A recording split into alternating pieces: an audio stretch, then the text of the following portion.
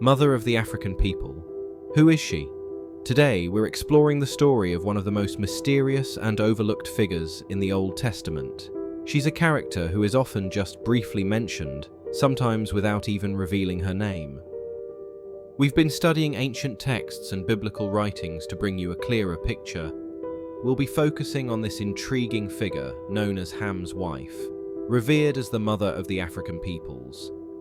We'll be exploring her origins, unraveling some curiosities, and discussing her role in the lineage of the African peoples. Furthermore, in today's video, we've taken a close look at the controversial topic of the Curse of Ham and its supposed connection to African people. You might be wondering if there's any real link. This reference has led to several interpretations.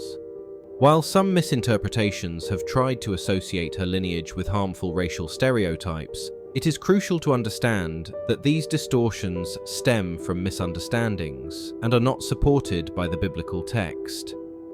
Historically, some traditions have interpreted the Curse of Ham, or Curse of Canaan, Genesis 9 verses 20 to 27, in a specific way.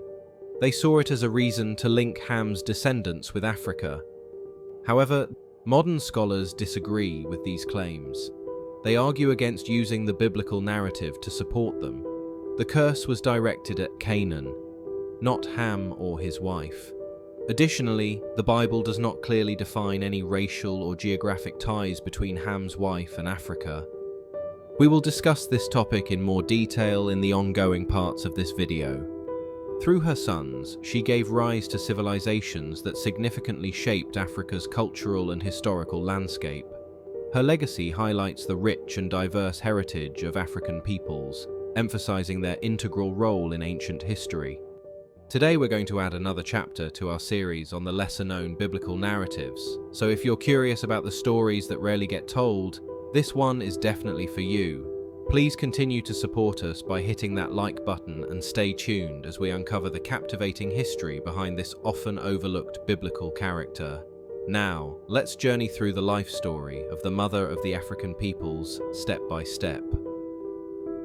In the context of biblical tradition, Ham's wife is often associated with being the mother of African peoples, primarily because Ham is traditionally considered the progenitor of many African nations. However, we have to keep in mind that this connection is drawn from various interpretations and ancient texts. We've worked to explore all the relevant details and present you with the various interpretations surrounding this topic. Dear friends, definitely, there's much more to explore, so stay with us for a thorough discussion. In biblical tales, Ham is one of Noah's 3 sons. The connection between Ham and African peoples is primarily based on the Table of Nations in Genesis 10, which outlines the descendants of Noah's sons and the regions associated with them. The Table of Nations also lists Ham's descendants and associates them with regions and peoples, including those in Africa. Through these sons, Ham and his unnamed wife are seen as the progenitors of many African peoples, reflecting the biblical perspective on the dispersion of nations after the flood. While the Bible links Ham to African nations through his descendants, the association of his wife as the mother of African peoples is more a product of traditional interpretations rather than explicit biblical detail. Her identity remains unnamed and unelaborated, creating a silence that has invited later traditions, such as the mention of Nile Tamark in the Book of Jubilees, to fill in the gaps, but the Bible itself does not provide specific information regarding her origin, name, or previous life. We will discuss these facts thoroughly in this video. First of all, let's look at the early incidents in the Bible where we first get to know about Ham's wife. While the Bible does not provide her name, her role is crucial, as she was part of Noah's family who survived the Great Flood, as detailed in Genesis, a key chapter in the Bible. Genesis 6 verse 18 confirms her existence by stating, "But with you I will establish my covenant, and you will enter the ark, you and your sons and your wife and your sons' wives with you." Before the covenant with Noah, humanity's wickedness grows, leading God to decide to destroy all living creatures with a flood. Noah, being righteous, finds favor with God. He is instructed to build an ark to save his family, his wife, sons, and their wives, along with pairs of animals, ensuring their survival through the impending flood. Yet, a notable gap exists in the narrative. While Genesis 6 verse 18 mentions the wives of Noah's sons, including Ham's wife, it offers no further details regarding her identity or background. However, this verse is crucial because it explicitly mentions that Noah, his wife, his sons, and his sons' wives were to enter the ark. The wives of Noah's sons are part of the narrative of survival through the flood. Despite the lack of specific details about her, Ham's wife was instrumental in the preservation of human life. Genesis 6 verse 18 clearly highlights that Ham's wife, along with Noah's family, was included in the covenant and played a significant role in the survival of humanity. It's evident that the significance of Ham's wife extends beyond her role as a mere survivor.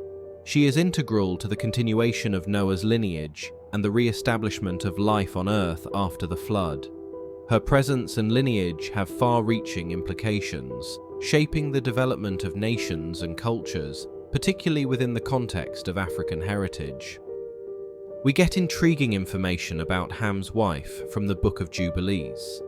This ancient manuscript provides a wealth of details that go beyond the traditional biblical account, offering expanded genealogies, precise dates, and additional context for Genesis and Exodus.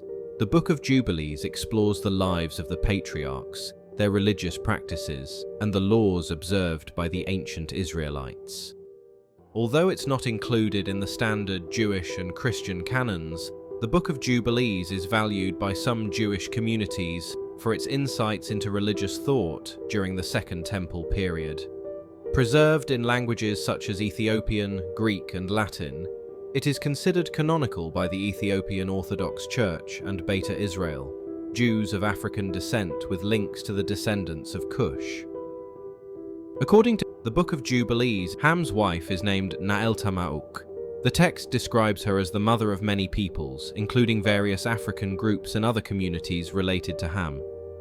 Naeltamauk is celebrated as a significant matriarch in African history, with her descendants spreading across the continent and establishing diverse cultures and civilizations. Her legacy is deeply rooted in African history, shaping traditions, languages, and connections to the land through generations. The Sibylline oracles recount that Naeltamauk experienced remarkable longevity, living for centuries. This extended lifespan is attributed to her being from a pre-flood generation, a time when people were known to live extraordinarily long lives, with some reaching up to 900 years. Like the other wives of Noah's sons, Naeltamauk played a crucial role in the transmission of prophecies. According to the oracles, she, together with the other wives, made significant predictions regarding their descendants and the nations that would arise from them, thereby influencing the future of her lineage. It's truly fascinating to learn about an ancient legend from Christian traditions centered on Ham's wife during the time of the flood. As described in this version, God had initially instructed Noah to destroy the first person who announced the beginning of the flood. Unaware of this, Naeltamauk was busy baking bread. Suddenly, water burst from the oven, washing away the dough.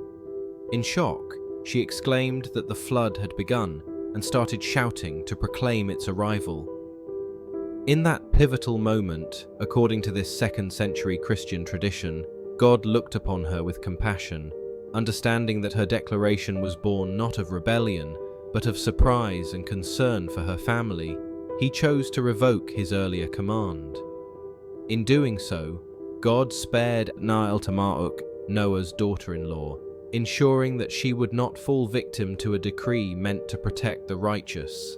This act of divine mercy allowed her to survive the flood alongside her family, securing her place in the new world that would emerge from the waters.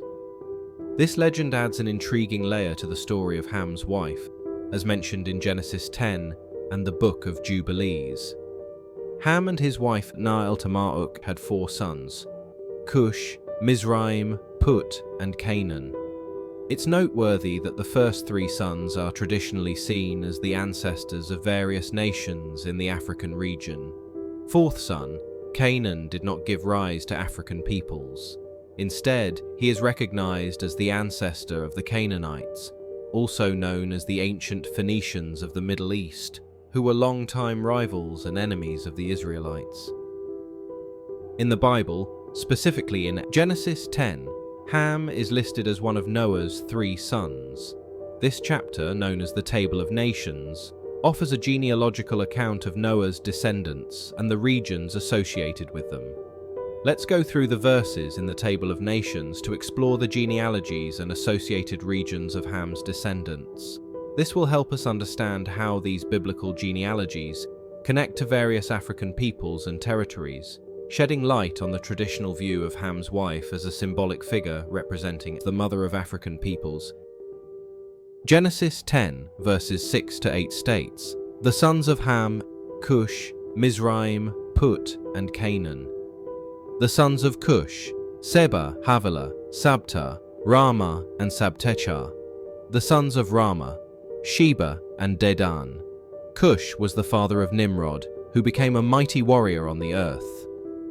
Furthermore, Genesis 10, verses 13 to 14, NIV states, "Mizraim was the father of the Ludites, Anamites, Lehabites, Naphtuhites, Pathrusites, Casluhites, from whom the Philistines came, and Caphtorites."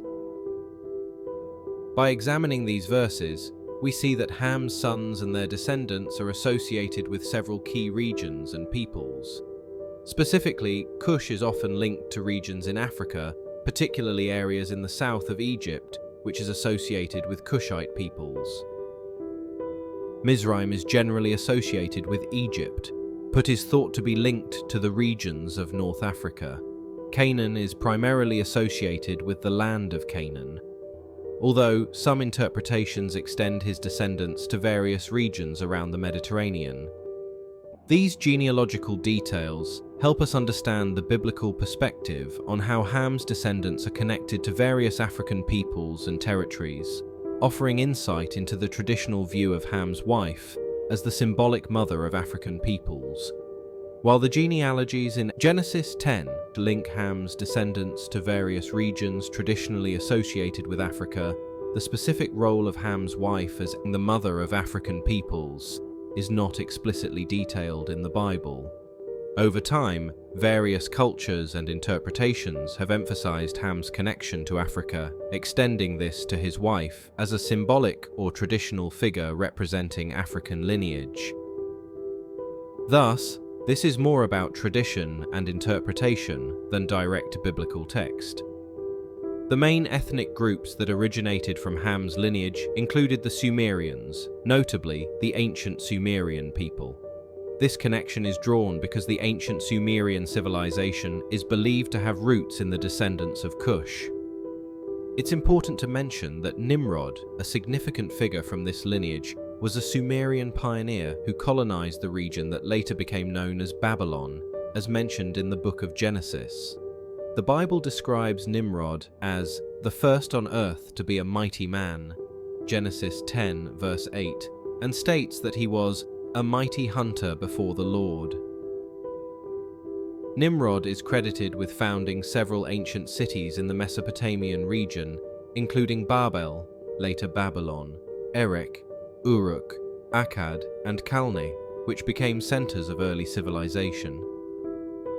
These accounts highlight the deep historical and cultural significance of Ham's wife as the mother of many African peoples. Through her sons, Cush, Mizraim, and Put, she gave rise to nations that would shape the African continent, influencing its history and culture for generations. Her lineage played a crucial role in the development of early civilizations, not only in Africa, but also in the broader ancient world. As the matriarch of these powerful nations, her legacy is etched into the fabric of human history, with her descendants leaving an indelible mark on the regions they inhabited. Additionally, A significant portion of the local populations in the region traced their origins to the descendants of Ham, including the Akkadians, Chaldeans, Assyrians, Syrians, and others. Notably, the Sumerians linked their ancestry to Cush, influenced by Nimrod's colonization. It is also crucial to highlight that the ancient Egyptians were descendants of Ham through his son Mizraim. The name Mizraim is closely associated with the land that would become Egypt in both biblical and historical traditions. Indeed, some Bible translations use Mizraim as an alternate name for Egypt. While Mizraim is not a central figure in biblical theology, his association with Egypt is historically significant, given Egypt's pivotal role in the ancient Near East and its frequent mention in the Bible, especially in relation to the enslavement of the Israelites and their subsequent exodus led by Moses. Another notable descendant of Ham is the ancient Nubians, who were often referred to as Cush in antiquity, due to their connection to Cush, one of Ham's sons. The Bible references the land of Cush in several passages, and the Cushites are frequently mentioned in historical and geographical contexts, especially in relation to Egypt. Sometimes the term Cush is used more broadly to describe distant or exotic lands. In this context, it is essential to recognize that Ham's wife, through her sons, played a foundational role as the mother of many African peoples. Her lineage encompasses not only the ancient Egyptians and Nubians, but also the broader ethnicities of Ethiopia, Eritrea, Somalia, and other regions of Africa. Now, addressing the most controversial issue, the false association of the curse of Ham with African peoples. It is vital to reject the mistaken interpretation that wrongly associates the so-called curse of Ham with African peoples. This misinterpretation, found in Genesis 9 verses 20 to 27, is a distortion of the biblical text. The related verses are, Noah, a man of the soil, proceeded to plant a vineyard. When he drank some of its wine, he became drunk and lay uncovered inside his tent. Ham, the father of Canaan, saw his father naked and told his two brothers outside. But Shem and Japheth took a garment and laid it across their shoulders. Then they walked in backward and covered their father's naked body. Their faces were turned the other way so that they would not see their father naked. When Noah awoke from his wine and found out what his youngest son had done to him, he said, "Cursed be Canaan, the lowest of slaves will he be to his brothers." He also said, "Praise be to the Lord, the God of Shem. May Canaan be the slave of Shem. May God extend Japheth's territory. May Japheth live in the tents of Shem, and may Canaan be the slave of Japheth." This reference has led to several interpretations. According to these verses, after Noah becomes drunk and lies uncovered in his tent, Ham, his son, sees him and tells his brothers.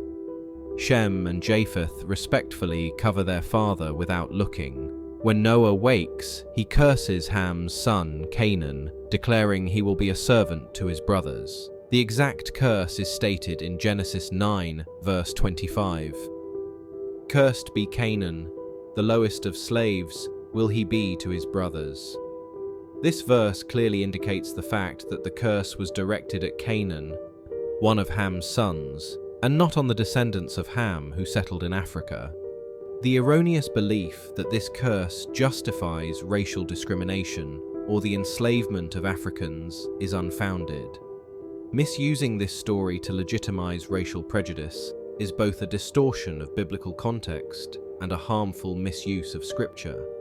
Therefore, the story of Ham's wife, as the mother of many African peoples, is a significant and often overlooked part of biblical history. Her presence on the ark reflects her importance in the biblical narrative and the broader story of human preservation and renewal following the deluge. It also underscores her vital role in the origins and development of diverse ethnic groups across the continent. Ham's wife's true legacy is one of strength and maternal influence, giving rise to a wide array of cultures and ethnicities throughout Africa, including the Nubians, Ethiopians, and peoples of Eritrea and Somalia. She embodies a pivotal figure in the continuity and expansion of humanity. The erroneous association of the Curse of Ham with African peoples is a distortion of biblical text and context. This misinterpretation, rooted in racial prejudice, fails to recognize that the curse was directed at Canaan, not at the descendants of Ham, who contributed significantly to the rich tapestry of African history. By understanding the true context and rejecting harmful misconceptions, we honor the legacy of Ham's wife and acknowledge her integral role in the ancestry of many African nations. So, dear listeners, how do you perceive the significance of Ham's wife in the broader biblical narrative? What insights or interpretations do you have about her role and influence, especially in the context of her being one of the matriarchs who survived the flood? What are your thoughts on her contributions and impact on the future generations and cultures, particularly with the limited information available about her? And lastly, how do you think this curse, which was directed at Canaan and not at Ham's descendants, affects our understanding of her legacy and the narrative of African peoples in the Bible? Please feel free to share your perspectives or any insights you have on her character and her influence on the unfolding events in the Bible in the comments section. And that's it for today's video. If you enjoyed this exploration, don't forget to like, comment, and subscribe for more intriguing content. Until next time, stay curious and keep exploring.